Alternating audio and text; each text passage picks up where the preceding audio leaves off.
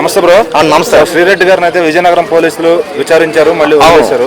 ఆవిడ పైన కఠిన చర్యలు తీసుకోవాలంటావు, ఎందుకంటే గత ప్రభుత్వంలో ఒక ఆడవాళ్ళు కూడా ఇలా మాట్లాడతారా అనే విధంగా ఆవిడ మాట్లాడింది. అవును. సో మరి దానికి ఏమంటావు? Phone line వదిలేస్తావా? నాకైతే అసలు శ్రీరెడ్డి లాంటి దాన్ని నా జీవితం నేను అసలు ఎక్కడ చూడాలి.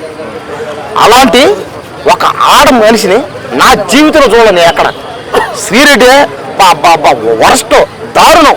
అసలు శ్రీరెడ్డి అంటేనే నాకు ఆ పేరు ఏంటంటూనే అసహ్యం, నాకు విరక్తి, అసహ్యం. అసలు ఎందుకు మాటలు రావట్లే.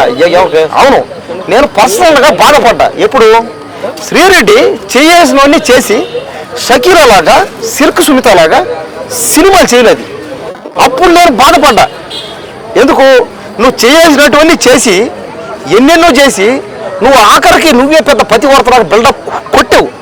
అది నా బాధ.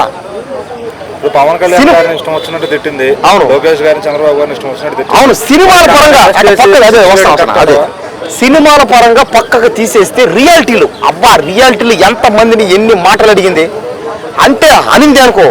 సరే అడిగింది, ఎందుకంటే ఆడపిల్ల, ఆడ మనిషి కాబట్టి అడిగింది. కానీ బయట ఆమె మాట్లాడినంతసేపు అనేసి బయటకు వచ్చి వాళ్ళందరికంటే ఈమె ఇంకా దారుణం. ఈమె ఒక పెద్ద లపాకి, పెద్ద లటాకి. అలాంటిది ఈమె పోయి అందరి గురించి రకరకాల మాట్లాడదు.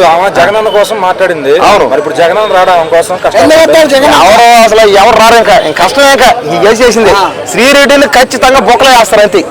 ఎవరు రారు ఇంకా, ఎందుకంటే తప్పు చేసింది శ్రీరెడ్డి. అలా మాట్లాడడం కరెక్ట్ కాదు. నువ్వు ఏమని మాట్లాడాలి? నిన్ను ఎవరన్నా అన్యాయం చేసుంటే, నీకెవరన్నా దోహం చేస్తే వాళ్ళ గురించి నువ్వు మాట్లాడాలా. కానీ నువ్వు అందరి గురించి మాట్లాడు కాబట్టి ఖచ్చితంగా శ్రీరెడ్డిని ఇది తీసుకో.